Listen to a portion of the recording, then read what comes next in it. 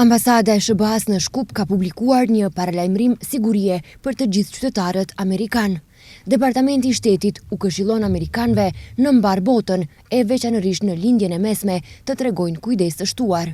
Amerikanët që ndodhen jashtë vendit duhet të ndjekin udhëzimet e përfshira në paralajmërimet e sigurisë të lëshuara nga ambasada ose konsullata më e afërt e SBA-s. Sipas paralajmërimit, mbylljet e herpashershme të hapësirës ajrore mund të shkaktojnë ndërprerje në udhëtime.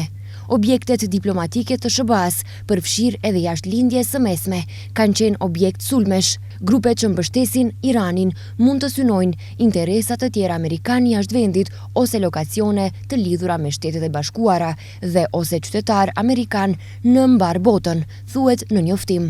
Nga ambasada këshillohet që të gjithë qytetarët amerikan të regjistrohen në step.state.gov për të marrë paralajmërimet më të fundit të sigurisë dhe të ndjekin kanalin Departamenti i Shtetit i SBA-s, përditësi me sigurie për qytetarët amerikan në WhatsApp ose @travelgov në platformën X.